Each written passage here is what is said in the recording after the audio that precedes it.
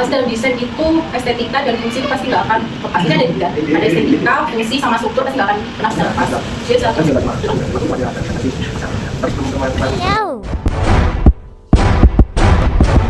Wawancara pertama kepada kepala kantor yaitu diwakilkan oleh Bapak Angga. Pertanyaan pertama, bagaimana cara Bapak untuk mengidentifikasi risiko-risiko yang mungkin terjadi di proyek dan apa rencana tindakan untuk mencegahnya?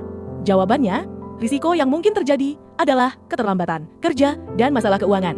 Cara mengatasinya, keterlambatan, menjalankan SOP sesuai prosedur, membuat penjadwalan sehingga pekerjaan sesuai dengan jadwal. Masalah keuangan, menyesuaikan.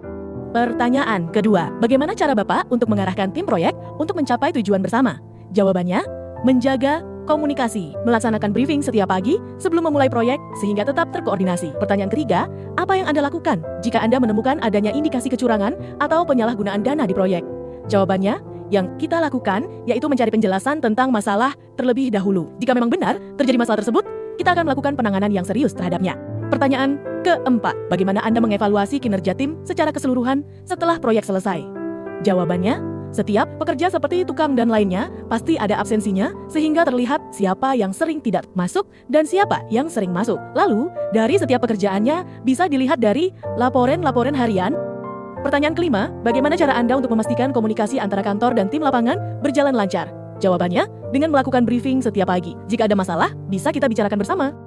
Wawancara kedua dengan Ibu Ista sebagai arsitek. Pertanyaan pertama, bagaimana cara Anda menghadapi tantangan desain seperti keterbatasan lahan maupun anggaran tanpa mengorbankan visi kreatif Anda? Jawabannya, jadi sebelum memulai desain, cara mengatasi tantangan desain yang keterbatasan itu pasti dalam sebuah desain.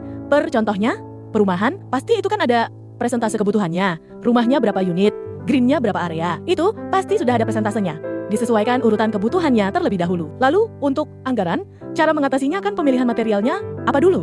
Pasti, pemilihan material begitu berpengaruh pada anggaran. Semakin materialnya kualitas tinggi, pasti harganya juga tinggi. Jadi, sesuai anggaran yang di proyek tersebut. Pertanyaan kedua, bagaimana Anda menggabungkan aspek estetika dengan fungsi dan kenyamanan dalam desain arsitektur? Jawabannya, pasti dalam desain itu estetika dan kenyamanan tidak akan pernah lepas. Biasanya ada tiga. Ada estetika, fungsi, dan struktur, pasti tidak akan pernah lepas. Dia satu kesatuan dalam desain. Jadi kalau estetika itu fleksibel, pasti yang pertama fungsinya dulu. Lalu estetika akan mengikuti. Pertanyaan ketiga, bagaimana Anda mengukur keberhasilan sebuah proyek perumahan dari sudut pandang arsitek? Selain dari kepuasan klien, jawabannya, pasti yang pertama yaitu memenuhi kebutuhan klien. Contoh, saya pengen ruangan yang seperti ini. Itu bisa terpenuhi semua dengan keterbatasan lahan tersebut. Yang penting, ruangan tersebut tidak terlalu sempit atau tidak terlalu gelap. Pertanyaan keempat dalam proyek pembangunan perumahan ini, bagaimana Anda mengawasi jalannya proyek untuk memastikan desain diimplementasikan dengan benar dan sesuai dengan standar kualitas? Jawabannya, pasti pertama kita akan ada tiap akhir proyek. Pasti akan ada testimoni. Apa kekurangannya? Pasti akan kita evaluasi ke unit-unit lainnya. Terus, dalam perjalanan itu, pasti akan ada yang selalu mendokumentasikan progresnya seperti apa, cocok sesuai dengan desainnya atau belum. Pertanyaan kelima, apa saja tantangan terbesar dalam menciptakan desain perumahan yang harmonis dengan lingkungan sekitar? Jelaskan. Jawabannya, tantangannya pasti ada keterbatasan-keterbatasan seperti proporsinya, berapa unitnya, green areanya berapa, jalannya berapa meter, pasti kalau terkurangi dari akses yang lahannya sesuai perumahannya. Wawancara ketiga dengan Bapak Angga sebagai kepala proyek. Pertanyaan pertama, apa saja kriteria yang Anda gunakan untuk memilih material alternatif jika material utama tidak tersedia? Jawabannya, sebelum mengantisipasi sebelum keterlambatan material. Itu sebelumnya harus dicek dulu agar tidak sampai habis dan kita harus nyetok material dulu. Pertanyaan kedua, strategi apa saja yang Anda lakukan untuk menghindari pemborosan material? Jawabannya, penggunaannya harus benar-benar dialokasikan ke yang memang untuk pekerjaan itu. Jadi contohnya seperti semen, itu harus ada standarnya juga. Untuk penggunaannya berapa, campurannya berapa, dan itu memang harus dijaga. Juga untuk mengantisipasi terjadinya pembengkakan material.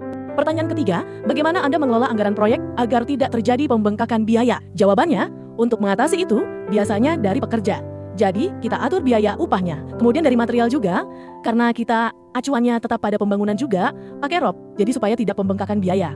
Pertanyaan keempat, apa saja faktor yang paling menentukan keberhasilan sebuah proyek? Jawabannya, yang utama yaitu hasil harus bagus, minim kerusakan. Pertanyaan kelima, bagaimana cara Anda mengatasi keterlambatan proyek?